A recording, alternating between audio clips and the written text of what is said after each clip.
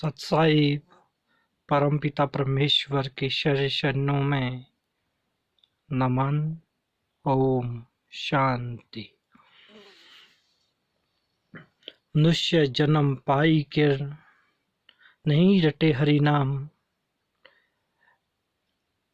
मनुष्य जन्म पाई कर नहीं रटे हरि नाम। जैसे कुआं जल बिना खोदा किस काम। प्रभु आत्माओं, आज हम भक्ति पे प्रकाश डालते हैं और मनुष्य जन्म परमपिता परमेश्वर ने हमें क्यों दिया है। परमेश्वर के इस अपने स्वरूप को साक्षात मनुष्य बनाकर इस धरती पे कर्म करने के लिए भेजा, ताकि वे हरि भजन करके समाज में सुख शांति और हरि सुमिरन का जाप करके सत्कर्म करता रहे। प्रिय आत्माओं, पर आज के मनुष्य उस रास्ते से भटक कर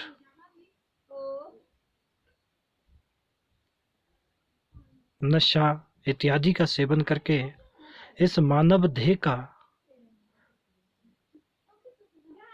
विनाश करके प्रभु का अपमान कर रहे हैं। मनुष्य जन्म पाकर अगर हम प्रभु को नहीं डट सकते, हरि नाम नहीं डट सकते, तो हमारा शरीर, हमारी आत्मा ठीक उस कुएं की तरह है जो कुआं खोदा तो गया पर उसमें जल नहीं है।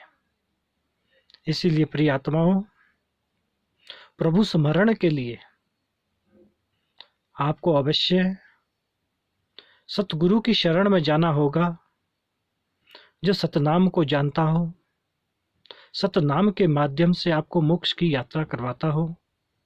क्योंकि गुरु बिन आप भजन नहीं कर सकते, क्योंकि गुरु बिन आपको कोई रास्ता नहीं मिलता। जिस तरह शिक्षा लेने के लिए स्कूलों में जाकर संसारिक शिक्षा को ग्रहण किया जाता है, उसी तरह आत्मविज्ञान के लिए और मानसिक ज्ञान के लिए और मोक्ष के रास्ते को प्राप्त करने के लिए जिस कार्य के लिए हम प्रभु के लोक से इस लोक में आए हैं, उस रास्ते पर चलने के लिए हमें सतगुरु की शरण में जाना होता है। इसीलिए सत साहिब गुरु महाराज सतगुरु कबीर साहिब महाराज ने कहा है, गुरु गोविंद दो खड़े काकी लगू पाए। बलिहारी है गुरु आपने जिन दियो गोविंद बताए। सत साहिब ने बोला है कि गुरु गोविंद से भी बड़े है। गुरु की भूमिका यहाँ पर परमेश्वर से भी ऊपर की दी है। वो इसीलिए दी है कि अगर गुरु ही नहीं होता तो भक्त जो है परमेश्वर के रास्ते को ही कैसे जान सकता है। इसीलिए गुरु बड़ा गोविंद से है, काकी लागू पाए। बलिहारी गुरु आपने जिन दियो गोविंद बताए। अब कुछ भक्त समाज का मुझसे प्रश्न था कि गुरुजी, हमने सुना दिव्य दृष्टि खोलती है। दिव्य दृष्टि मानसिक विकास, बुद्धि का विकास और अध्यात्म में अपने आत्मा मन को शांत करना और सही से किसी के भाव को जानना, उसकी पीड़ा को बिना बताए समझना, दुखी के कष्ट को समझना और उसका सहयोग करना और अपने अंदर की जो चेतना है उसको जगाना, यही दिव्य दृष्टि है। इस दिव्य दृष्टि को खोलने से पहले, करने से पहले आपको सतगुरु की शरण में जाना होगा। सतगुरु महाराज आपको बताएंगे कि दिव्य दृष्टि कैसे खुलती है। कुछ भक्तों ने हमसे निवेदन किया कि गुरुजी महाराज, हम ध्यान करना चाहते हैं, ध्यान कैसे किया जाता है।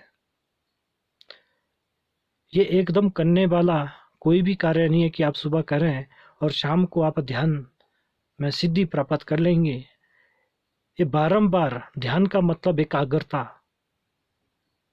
नियम, अभ्यास, बार बार बारंबार अभ्यास करना।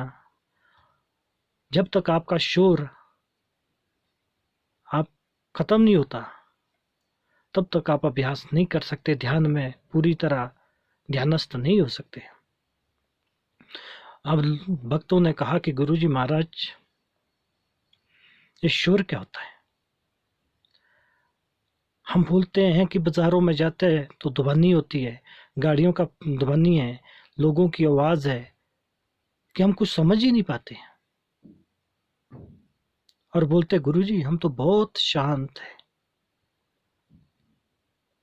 प्रिय आत्माओं, आप एक बार ध्यान में बैठिए और एकांत स्थान पे बैठिए जहां आपको कोई भी शोर शराबा सुनाई ना पड़े। और जैसे ही आप ध्यान में बैठेंगे 1 से 2 मिनट बाद आपको अपने अंदर ही इतना शोर लगेगा जितना शोर बाहर नहीं था। आप अपने शोर को खत्म नहीं कर पाएंगे। जिस दिन आपने अपने अंदर का शोर,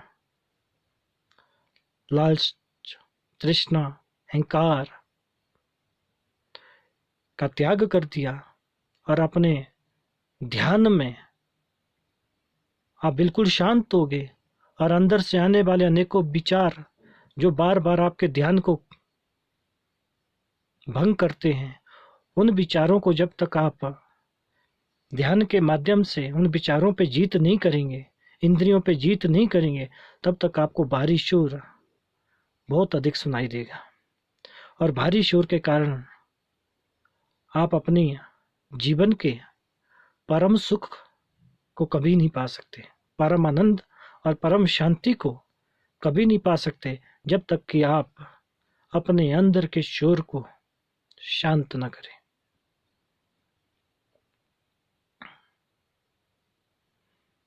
तथागत महात्मा बुद्ध ने अपने ज्ञान पे, भगवान बुद्ध ने बारंबार एक ही उद्देश्य दिया है, एक ही उपदेश दिया है कि ध्यान करना एक अभ्यास है। इसे बार बार कहिए, बुद्धम शरणम गच्छामि का मतलब क्या है? बुद्धि की शरण में जाना और बुद्धि का विकास करना। बुद्धि की शरण में जाने के लिए आपको सतगुरु की शरण में जाना होगा, जिसने ये सब अभ्यास करके महाशक्ति और अपने अंदर विराजमान सभी इंद्रियों को वश में करके बिल्कुल शांत प्रवृत्ति वाला इंसान जो मानव कल्याण के लिए शांति के साथ अलौकिक सुख प्रदान करता हो और संसारिक जीवन वर्ण के बंधन से मुक्त कराकर